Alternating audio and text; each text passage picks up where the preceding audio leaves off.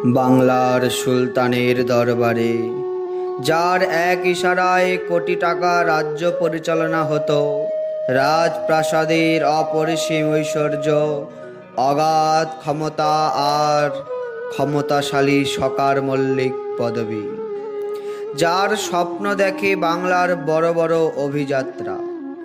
কিন্তু একদিন মাঝরাতে সেই সুউচ্চ প্রাসাদ, অগাধ সম্পদ আর রাজপথ পায়ে ঠেলে এক ব্যক্তি নিভৃতে বেরিয়ে এলেন সাধারণ সাধকের ছদ্মবেশে। তিনি আর কেউ নন, গৌড়ীয় বৈষ্ণব দর্শনের শীর্ষ স্তম্ভ, বৃন্দাবনের স্বরগোস্বামীর জ্যেষ্ঠ শ্রী সনাতন গোস্বামী। কিভাবে নবাবের প্রধানমন্ত্রী হয়ে উঠলেন সর্বত্যাগী এক সন্ন্যাসী? কিভাবে বন্দি দশা থেকে মুক্ত হয়ে জঙ্গল পাহাড় টপকে পৌঁছালেন মহাপ্রভুর চরণে? আর কিভাবে ধ্বংসস্তূপে পরিণত হওয়া বৃন্দাবনকে নতুন করে গড়ে তুললেন? আজকের এই ভিডিওতে আমরা জানব শ্রী সনাতন গোস্বামীর জীবনের সেই রোমাঞ্চকর উপাখ্যান, তার জীবন গাথা। ভক্তগণ, আপনারা পুরো চরিত্রটা শ্রবণ করুন, আশা করছি আপনাদের খুব ভালো লাগবে। শ্রী সনাতন গোস্বামীর জীবন যেন কোনো কাল্পনিক উপন্যাসের রূপকথাকেও হার মানায়। তার বংশের ইতিহাস শুরু হয় কর্ণাটকের এক অভিজাত ভরদ্বাজ গোত্রীয় ব্রাহ্মণ পরিবার থেকে। পরবর্তীতে তাদের পূর্বপুরুষ পদ্মা নদীর তীরে বাংলায় এসে বসতি স্থাপন করেন। 1488 খ্রিস্টাব্দে পিতা মুকুন্দদেব এবং মাতা পদ্মাবতী দেবীর কোল আলো করে জন্ম নেন সনাতন গোস্বামী। শৈশবে তার নাম রাখা হয়েছিল সন্তোষ।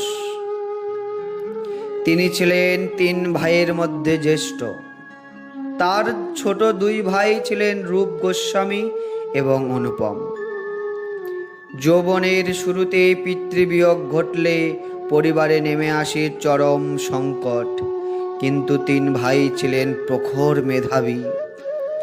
তৎকালীন বিখ্যাত পণ্ডিতাগ্রণ্য বাসুদেব সার্বভৌম ও রত্নাকর বিদ্যা বাচস্পতির কাছে তারা বেদ, ন্যায়, ব্যাকরণ, সংস্কৃত শাস্ত্রে পাণ্ডিত্য অর্জন করেন।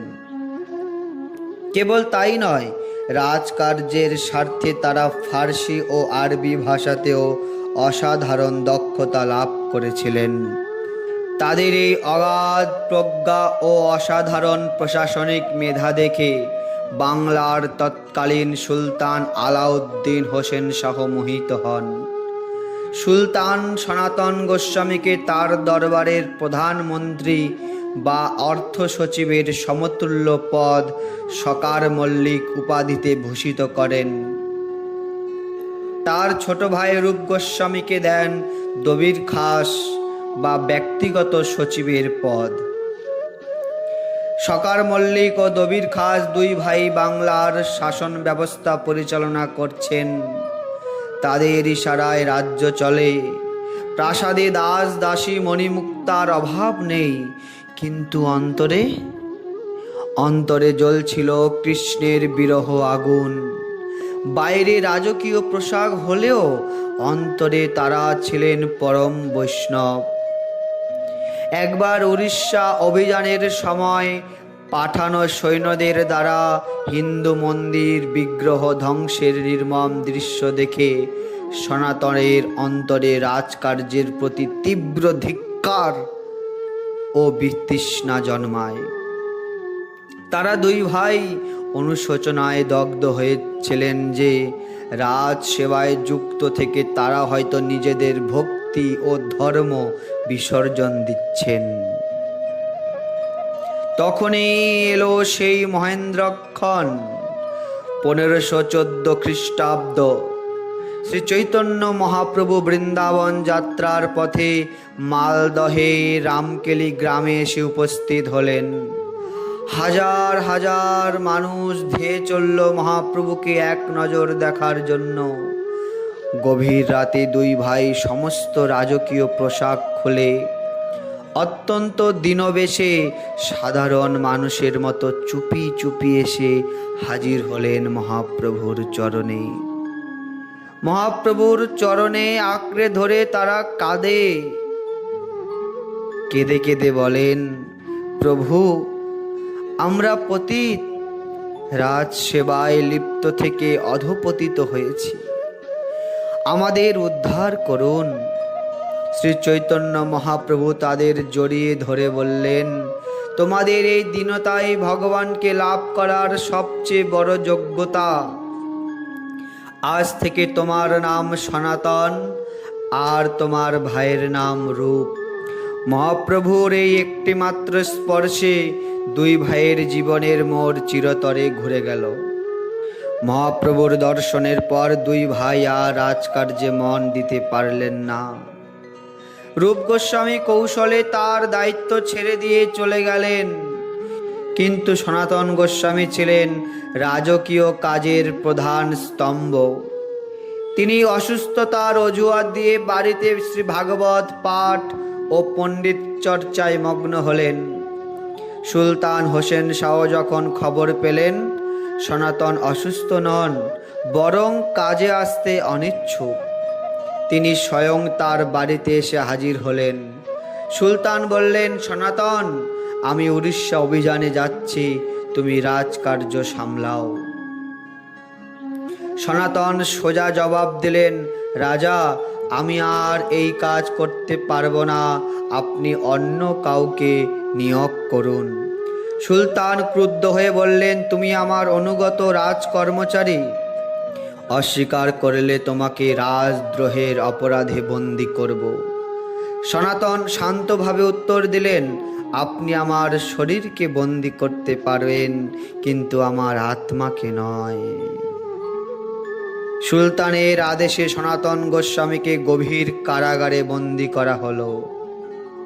কিন্তু রূপ গোস্বামী যাওয়ার আগে এক শেঠের কাছে 10,000 স্বর্ণামুদ্রা রেখে গিয়েছিলেন সনাতনকে মুক্ত করার জন্য। সনাতন কারাগারের রক্ষী মিমি মল্লিককে বললেন, ভাই, তুমি আমাকে ছেড়ে দাও, এই 7,000 স্বর্ণমুদ্রা তুমি নাও, বাকি জীবন আরামে কেটে যাবে। রাজাকে বলবে আমি শৌচাগারে গিয়ে নদীতে ঝাঁপ দিয়ে পালিয়েছি। প্রহরী প্রথমে রাজি না হলেও লোভ ও সনাতনের ভক্তি বিচলিত হয়ে রাতের অন্ধকারে তার পায়ের শিকল খুলে দিল। এক সুফি সাধকের জীর্ণ পোশাক পরে সনাতন গোস্বামী এক অনুচরকে নিয়ে কারাগারের অন্ধকূপ থেকে পালিয়ে বের হলেন। কারাগার থেকে পালিয়ে সনাতন গোস্বামী সুগম পথ এড়িয়ে দুর্গম পাহাড় জঙ্গল অতিক্রম করলেন। পাবনার ঈশান নামের এক অনুচরকে সঙ্গে নিয়ে তিনি যখন এগোচ্ছিলেন, পথের মধ্যে এক ডাকাত সর্দারের সঙ্গে দেখা হল। সনাতনের অনুচরের কাছে থাকা সোনার মোহরের লোভে ডাকাতরা তাদের হত্যা করার পরিকল্পনা করছিল, কিন্তু তত্ত্বজ্ঞানী সনাতন তা বুঝতে পেরে সব মোহর ডাকাতকে দান করে নিজের প্রাণ ও ভক্তি রক্ষা করলেন। অবশেষে সমস্ত বাধা অতিক্রম করে তিনি পৌঁছালেন বারাণসী বা কাশীতে, যেখানে তখন মহাপ্রভু অবস্থান করছিলেন। সনাতনের গায়ে ছিল এক জীর্ণ কাঁথা, মুখে দাড়ি গোঁফ। তিনি মহাপ্রভুর সামনে এসে দাঁড়াতেই মহাপ্রভু ছুটে গিয়ে তাকে বুকে জড়িয়ে ধরলেন। মহাপ্রভু তাকে চন্দ্রশেখর আচার্যের গৃহে পাঠালেন এবং চুল দাড়ি মুন্ডন করে বৈষ্ণব পোশাকে সাজালেন। এরপর বারাণসীতে টানা 2 মাস ধরে চলল ইতিহাস প্রসিদ্ধ সনাতন শিক্ষা। শ্রী চৈতন্য মহাপ্রভু সনাতন গোস্বামীকে বৈষ্ণব দর্শনের জটিলতম তত্ত্বসমূহ শেখালেন। জীবাত্মার প্রকৃত পরিচয়, জীবের স্বরূপ হয় কৃষ্ণের নিত্যদাস, সম্বন্ধ, অবিদেহ এবং প্রয়োজন তত্ত্ব, আর 3 নম্বর হলেন ভক্তিযোগের সূক্ষ্ম গভীর বিজ্ঞান। মহাপ্রভু সনাতনকে বললেন, সনাতন, তোমাকে বৃন্দাবনে যেতে হবে। সেখানে লুপ্ত হয়ে যাওয়া কৃষ্ণ লীলাস্থলীগুলি তুমি উদ্ধার করো। ভক্তির শাস্ত্র রচনা করতে হবে এবং বিগ্রহ সেবা প্রকাশ করতে হবে। মহাপ্রভুর আদেশ মাথায় নিয়ে সনাতন গোস্বামী বৃন্দাবনে পা রাখলেন। তখনকার বৃন্দাবন আজকের মতো মন্দিরময় ছিল না, তা ছিল এক ঘন জঙ্গল ও ঝোপঝাড়ে ঢাকা নির্জন স্থান। সনাতন গোস্বামী দিনের পর দিন বৃন্দাবনের বনে বনে ঘুরে প্রাচীন শাস্ত্রের বর্ণনা মিলিয়ে সন্ধান করতে লাগলেন কৃষ্ণের লীলাস্থলী সমূহ। তিনিও তার ভাই রূপ গোস্বামী বৃন্দাবনকে পুনর্জন্ম দিলেন। একদিন সনাতন গোস্বামী বৃন্দাবনের কাছে এক গ্রামে গিয়ে মদন মোহন জিউয়ের বিগ্রহ সন্ধান পান। তিনি এই বিগ্রহকে দ্বাদশ আদিত্য টিলায় এনে ছোট এক কুটির প্রতিষ্ঠা করে সেবা শুরু করেন। পরবর্তীতে রামদাস কাপুর নামে এক ব্যবসায়ী সেখানে এক বিশাল মদনমোহন মন্দির নির্মাণ করে দেন। সনাতন গোস্বামীর বৈরাগ্য ছিল অতুলনীয়। তিনি গাছের তলায় এক রাত কাটাতেন, দ্বিতীয় রাত অন্য গাছের তলায় কাটাতেন। ভিক্ষা করে মাধুকরী মেঘে সামান্য শুকনো রুটি খেতেন, কিন্তু তার লেখনী থেকে বের হতো মহামূল্যবান ভক্তি গ্রন্থ। সনাতন গোস্বামীর ভক্তির এক অদ্ভুত নিদর্শন ছিল তার গোবর্ধন পরিক্রমা। বৃদ্ধ বয়সেও তিনি প্রতিদিন এই দীর্ঘ গোবর্ধন পর্বত পরিক্রমা করতেন। কথিত আছে তার এই কষ্ট দেখে স্বয়ং কৃষ্ণ এক বালকের বেশে এসে তাকে এক খণ্ড গোবর্ধন শিলা দিয়েছিলেন, যাতে কৃষ্ণের চরণ চিহ্ন ছিল, এবং বলেছিলেন, হে গোস্বামী, প্রতিদিন পুরো গোবর্ধন পরিক্রমা না করে কেবল এই শিলাটি পরিক্রমা করলেই তোমার পরিক্রমা পূর্ণ হবে। 1558 খ্রিস্টাব্দে আষাঢ়ী পূর্ণিমার শুভ তিথিতে এই পরম বৈষ্ণব মহাত্মা বৃন্দাবনের ধামে তার লীলা সংবরণ করেন।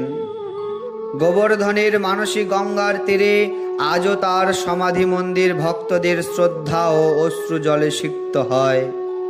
নবাবের সর্বময় ক্ষমতা রাজপ্রসাদ ছেড়ে জীর্ণ কাঁথা গায়ে জড়িয়ে যে মানুষটি ভক্তির সাম্রাজ্য গড়ে তুলেছিলেন, সেই সনাতন গোস্বামী আমাদের শেখান পার্থিব সম্পদ ও ক্ষমতা সাময়িক, কিন্তু ঈশ্বরের প্রতি প্রেম ও ভক্তি চিরন্তন। সনাতন গোস্বামীর এই ত্যাগ ও অলৌকিক জীবনের গল্পটি আপনার কেমন লাগলো কমেন্ট বক্সে অবশ্যই জানান। আর যদি বৈষ্ণব ইতিহাস ও মহান সাধকদের জীবনে নিয়ে আরও কিছু ভিডিও দেখতে চান, তাহলে সেটাও কমেন্ট বক্সে অবশ্যই জানাবেন। আর ভালো লাগলে একটি লাইক এবং আপনার ভক্তদের, আপনার বন্ধুদের শেয়ার করে দিন। আজকের ভিডিও এই পর্যন্ত। সবাই ভালো থাকুন, আপনাদের জীবন ভক্তিময় হয়ে উঠুক। জয় নিতাই, জয় গৌর, জয় শ্রী রাধে।